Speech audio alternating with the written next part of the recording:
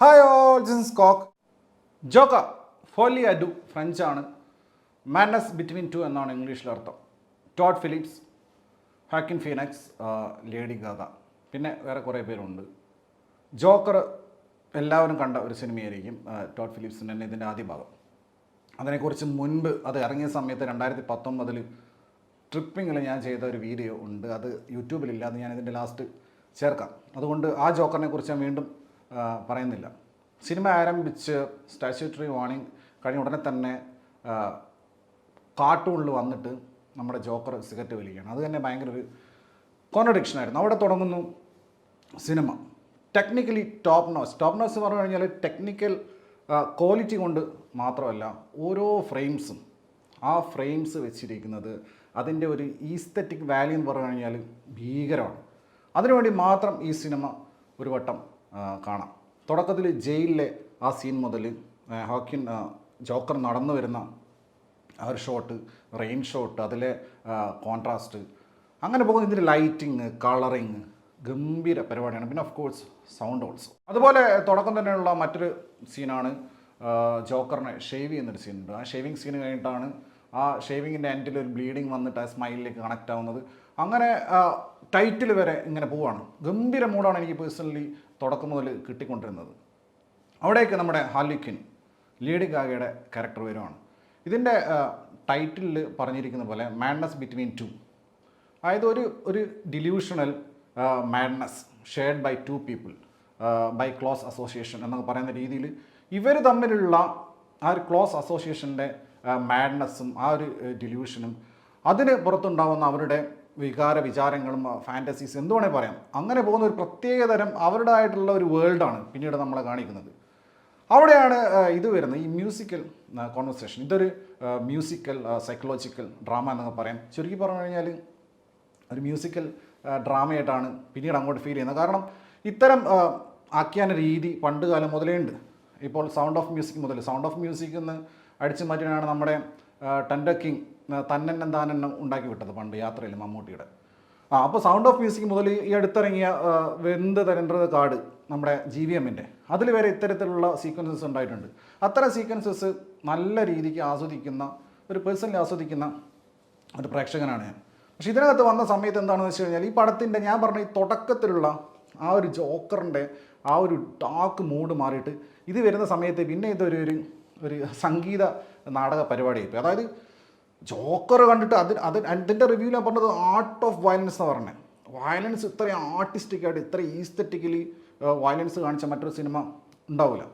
അങ്ങനത്തെ ഒരു സിനിമ കണ്ട് അതിൻ്റെ രണ്ടാം ഭാഗം കാണുന്ന സമയത്ത് പിന്നെ വളരെ lighter side of these two people, Harley ക്വിൻ്റെ ആദർ ഫ്ലക്കിൻ്റെ ഒരു ലൈറ്റർ വേർഷൻ. ഇവർ മ്യൂസിക്കൽ ജേണി, ഇവരുടെ സംസാരം, അവർക്കുണ്ടാവുന്ന പിന്നെ അത്തരത്തിലുള്ള ചിന്തകൾ നമ്മളെ കാണിക്കുന്നത് ഇത്തരത്തിലുള്ള കുറേ സീക്വൻസസിൽ കൂടിയാണ്. അവിടെ നിന്ന് അങ്ങനെ ഈ പടത്തിൻ്റെ മൂഡ്, പക്ഷേ ആ മൂഡ് പിടിച്ച് കാണുവാണെങ്കിൽ സംഭവം നൈസാണ്. ബട്ട് സ്റ്റിൽ നമ്മൾ ആദ്യം കണ്ടിട്ടുള്ള ആദ്യത്തെ ഈ ജോക്കറിൽ ചർച്ച ചെയ്തിട്ടുള്ള ഒരുപാട് പൊളിറ്റിക്കലായിട്ടുള്ള ഭീകരമായിട്ടുള്ള സാധനങ്ങളുണ്ട്. ജോക്കറിനുണ്ടാവുന്ന സെക്ലൂഷൻ, ഈ upper class people, rich people എങ്ങനെയാണ് ഈ ഡൗൺ റോഡൻസിനെ അവരുടെ പെർസ്പെക്റ്റീവിൽ എങ്ങനെയാണ് ട്രീറ്റ് ചെയ്യുന്നത്, ഈ ഫിസിക്കലി ചാലഞ്ച്ഡ് ആയിട്ടുള്ള അല്ലെങ്കിൽ ഡിഫറെൻ്റ്ലി ഏബിൾഡ് ആയിട്ടുള്ള ആൾക്കാർ എങ്ങനെയാണ് അവർ നോക്കിക്കാണുന്നത്, അതിൻ്റെയൊക്കെ ഒരു ആകെ തുക, അതിൻ്റെ ഒരു ഗ്രേ ഷെയ്ഡ്, അതിൽ നിന്നുണ്ടാകുന്ന ആ ഒരു ഇന്നർ കോൺഫ്ലിക്റ്റ് നിന്നുണ്ടാകുന്ന വയലൻസ്, ഇതൊക്കെ ഭീകരമായി കാണിച്ചിട്ടുള്ള, അതിൻ്റെ ഏറ്റവും ബ്യൂട്ടിഫുള്ളായി കാണിച്ചിട്ടുള്ള സിനിമയിൽ നിന്ന് ഇതിലേക്ക് വരുന്ന സമയത്ത് സ്വാഭാവികമായിട്ടും കമ്പയർഡ് ടു ജോക്കർ ഈ സിനിമ നിരാശ തരും. കാരണം ഇത് ഈ സിനിമയായിട്ട് മാത്രം കാണുവാണെങ്കിൽ ഞാൻ പറഞ്ഞേ വിഷ്വലി മ്യൂസിക്കലി പ്രത്യേകിച്ച് സ്കോർ ഒക്കെ വരുന്ന സമയത്ത്, പിന്നെ പെർഫോമൻസസ് ഇദ്ദേഹത്തെക്കുറിച്ച് അൺഫാതമബിൾ പെർഫോമൻസ് ഇയാളെ എപ്പോഴും നൽകുന്ന അതാണ്. ജോക്കറിലായി കഴിഞ്ഞാൽ അതിന് മുമ്പുള്ള ഏത് സിനിമ എടുത്ത ഹെറിലായി കഴിഞ്ഞാലും ഈവൺ അദ്ദേഹത്തിൻ്റെ ഏർലി ഏജിൽ അഭിനയിച്ചിട്ടുള്ള റസൽ ക്രോയൊക്കെ അഭിനയിച്ചിട്ടുള്ള നമ്മുടെ ഗ്ലാഡിയേറ്റർ, അതിലായി കഴിഞ്ഞാലൊക്കെ തന്നെ വളരെ മൈന്യൂട്ട് ന്യൂവാൻസസ് വരെ കൺവേ ചെയ്യുന്ന പ്രത്യേക ഒരു ഫേസാണ്. എന്ത് സെക്സിയാണെന്ന് പറയാം ഇദ്ദേഹത്തെ കാണാൻ. അപാര മനുഷ്യൻ ഇദ്ദേഹം, ഈ ഹാക്കിൻ ഫീനക്സ്. ഒപ്പം ലേഡി ഗാഗയും ഹാർലി ക്വിനായിട്ട് ഇദ്ദേഹത്തിൻ്റെ കൂടെയൊക്കെ അഭിനയിച്ച് പിടിച്ചു കഴിഞ്ഞാൽ ചില്ലറ പണിയില്ല, അത്രയും സറ്റിലായിട്ടുള്ള അഭിനയമാണ്. അപ്പോൾ അതിൻ്റെ കൂടെ നല്ല രീതിക്ക് കട്ടയ്ക്ക് പിടിച്ചു നിന്നിട്ടുണ്ട്. അവരുടെ ക്യാരക്ടർ അറിയാമല്ലോ, ഈ ഹാർലി ക്വിൻ എന്ന് പറയുന്ന സമയത്ത് അവരുടെ ആ ഒരു ഗ്രോസ് ആയിട്ടുള്ള അത്രയും ഒരു ഭീകരാവസ്ഥ, ആ ഒരു അഡാപ്റ്റേഷൻ ഇതിലേക്ക് വന്നിട്ടില്ല. ഇതിൻ്റെ ഓഫ് കോഴ്സ് അവർ നമ്മളെ മാഡ്നസ് ഉണ്ട്. ഇവർ ഓൾറെഡി വീടിന് തീയിടുകയും ജയിലിൽ തീയിടുകയും ഫുള്ള് പുരകത്തുമ്പോൾ വാഴ വെട്ട് അങ്ങനത്തെ പരിപാടിയൊക്കെ നടത്തുന്ന ടീമാണ് ഹാർലി എന്ന് പറയുന്നത്. പക്ഷേ ഇവരുടെ ആ ഒരു ഈ പറഞ്ഞ ഈ മാഡ്നസ് ബിറ്റ്വീൻ ടു എന്നുള്ള സാധനത്തിലാണ് ഇത് ഫോക്കസ് ചെയ്തിരിക്കുന്നത്.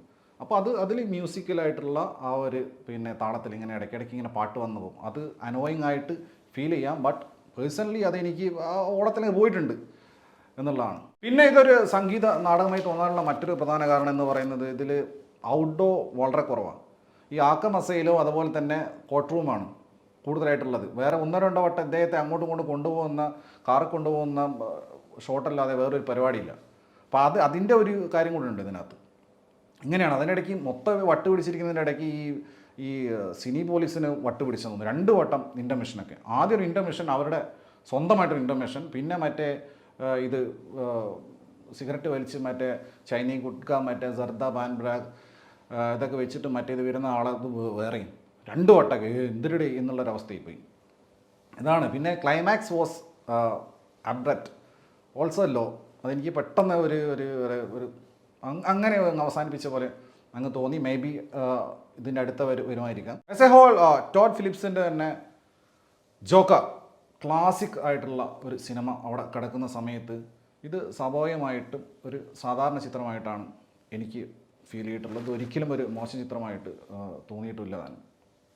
ഇതിൽ ഹാർലിക്ക് നിരന്തരം പറയുന്നൊരു ഡയലോഗുണ്ട്, we are gonna build a mountain from a little hill എന്ന്. ഇതൊരു ലിറ്റിൽ ഹില്ലാണ്, മൗണ്ടനായിട്ട് അവിടെ ജോക്കറുണ്ട്.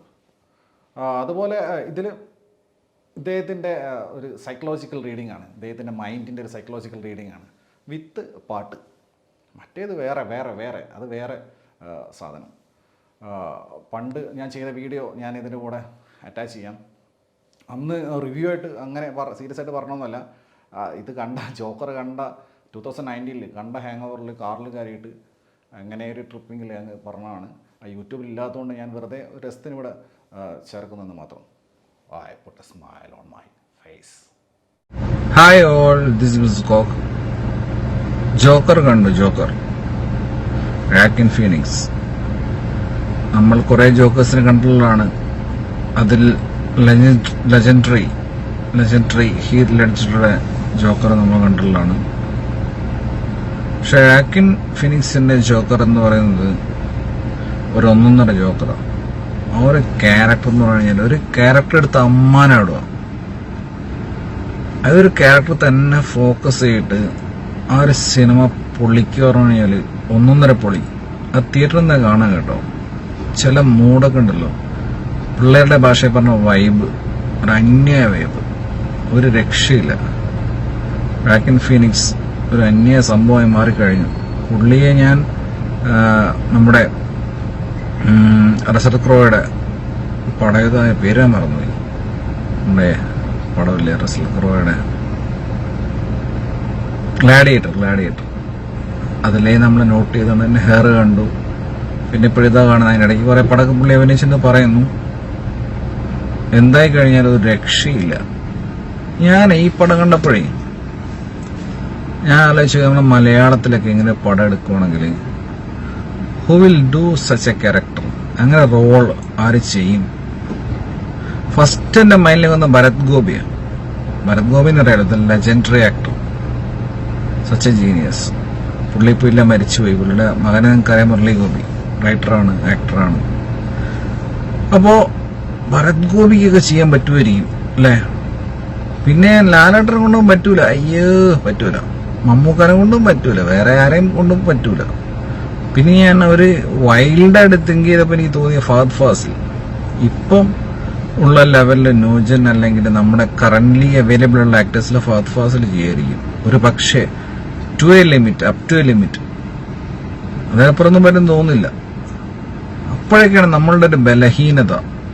നമുക്കൊക്കെ ആക്ടേഴ്സ് എന്ന് പറഞ്ഞാൽ നമ്മളെ കുട്ടി ഘോഷിക്കുന്ന ലാലേട്ടൻ എന്ന് പറഞ്ഞു കഴിഞ്ഞാൽ ലോകത്തിലെ 10 സിറന്ത നടികരിൽ സിറന്തേ പോകണം എന്നൊക്കെ ധനുഷൊക്കെ തള്ളിയിട്ടുണ്ട്. ഒക്കെ ഉണ്ട്, മമ്മൂക്ക ഉണ്ട്, പലരും ഉണ്ട്.